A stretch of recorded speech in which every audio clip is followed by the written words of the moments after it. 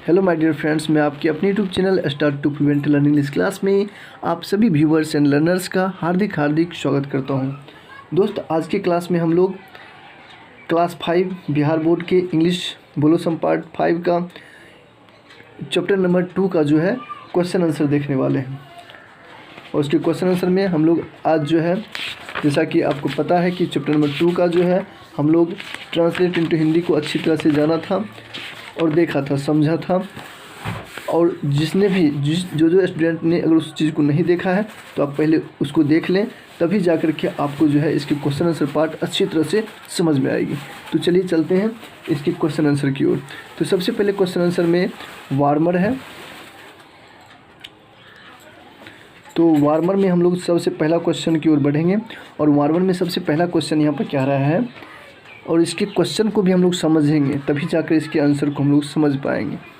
तो क्वेश्चन में कहा जा रहा है, पहला नंबर क्वेश्चन में, have you ever been to a shop selling bakery items.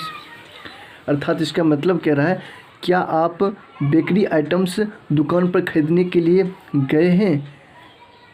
क्या आप दुकान पर जो है बेकरी आइटम्स जो होती है, पाउरोटी की चीज़ें जो होती है, वो आप ख़रीदने के लिए कभी गए हैं? तो हम लोग बता सकते हैं इस प्रकार से, यस। यहाँ से आप नोट कर लेंगे, आपके लिए मैंने लिख के लाया हूँ इस क्वेश्चन आंसर को, आप अच्छी तरह से नोट कर लेंगे। Yes I have been to a shop selling bakery items. इसका यस ही जवाब हो जाना चाहिए। इसको मैंने एक्सप्लेन करके थोड़ा सा एक लाइन में और बता दिया, जिससे आपको ये आंसर अच्छी लगेगी। I have been to a shop selling bakery items, मतलब कि मैं बेकरी आइटम्स की सामान दुकान पर खरीदने के लिए गया हूँ। तो इस प्रकार से अगला क्वेश्चन की ओर बढ़ते हैं। तो ये बिल्कुल यही क्वेश्चन लिखा हुआ है किताब में भी। Have you smelt the delicious products there. Have you smelt the delicious products there.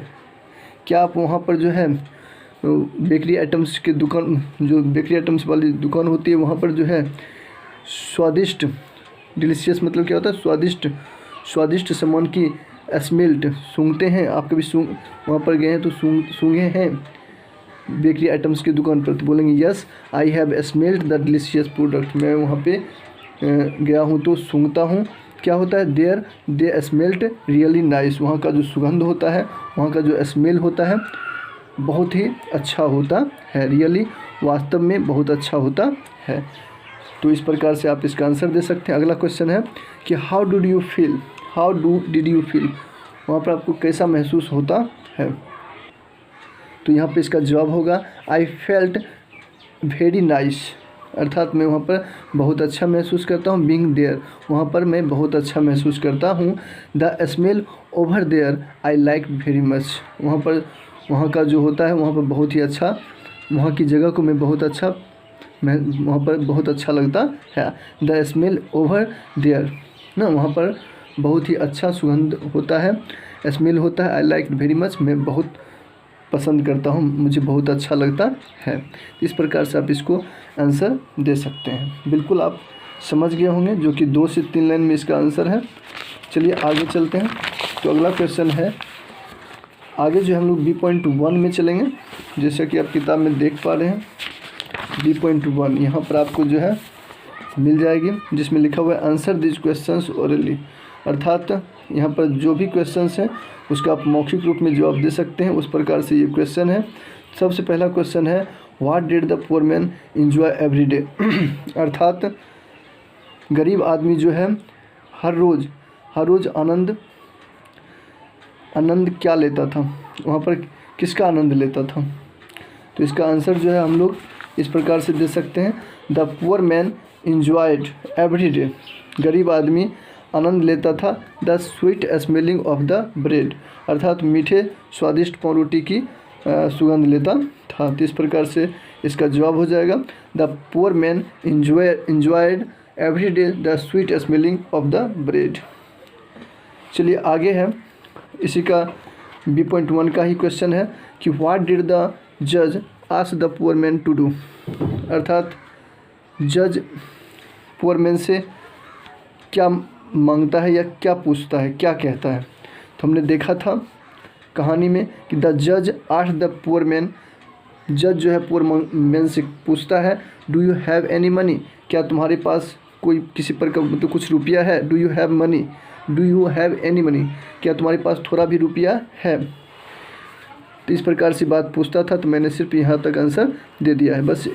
अगला क्वेश्चन है कि how much money did the poor man have, यानी पूछा जा रहा है यहाँ पे कि गरीब आदमी, how much money did the poor man have, गरीब आदमी के पास कितना रुपया था। तो हमने देखा था पाठ में, कहानी में देखा था कि कितना रुपया था, तो 2 coins था सिर्फ। बोलेंगे the poor man had 2 small coins। तो इस प्रकार से इसका आंसर जो है पूरा होता है B.1 का। नहीं, एक क्वेश्चन और बचा हुआ है, तो उसको भी हम लोग जान लेते हैं।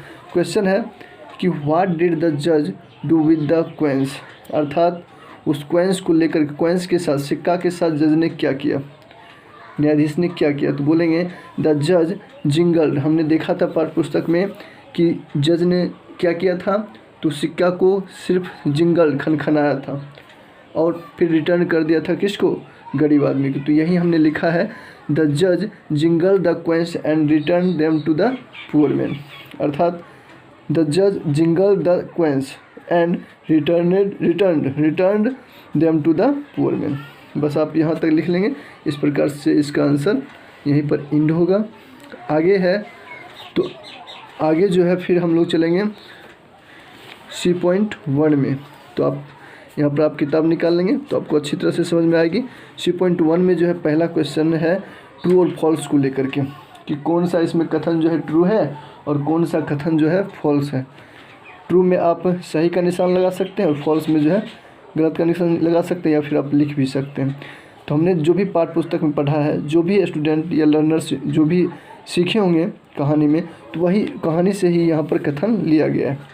तो देखते हैं कौन ट्रू है कौन फॉल्स है। तो इसमें है कि the baker was a generous man, baker जो था पावरोटी बनाने वाला, गनेरियस मैन था, उदार व्यक्ति, उदार खुले दिल वाला था।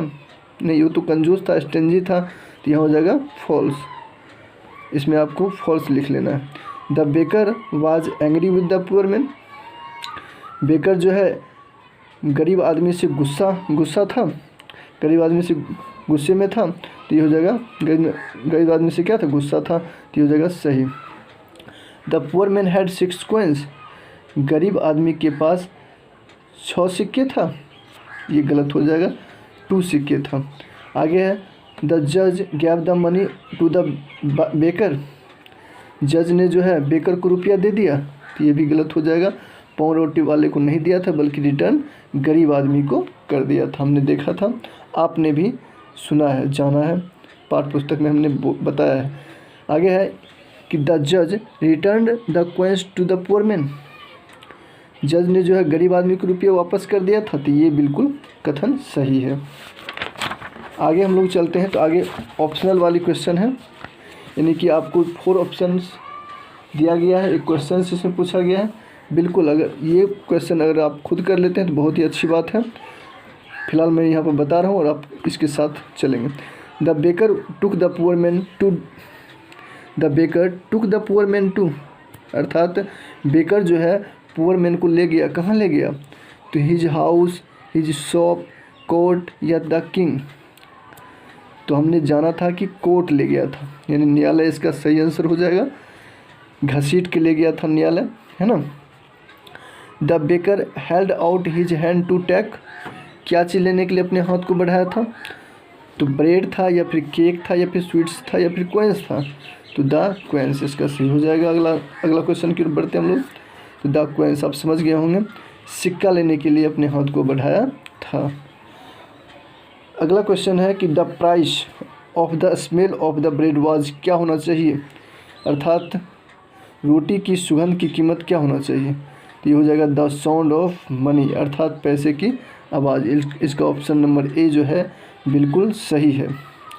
तो इस प्रकार से आप जो है इसको टिक कर लेंगे। चलिए इसी के साथ यहीं पर जो है ज़्यादा वीडियो को लंबा ना करते हुए हम लोग यहीं तक आज रहेंगे, और फिर अगले वीडियो क्लास में हम आपको C.3 से जो है पूरा इसको लेसन को कंप्लीट करने की कोशिश करेंगे।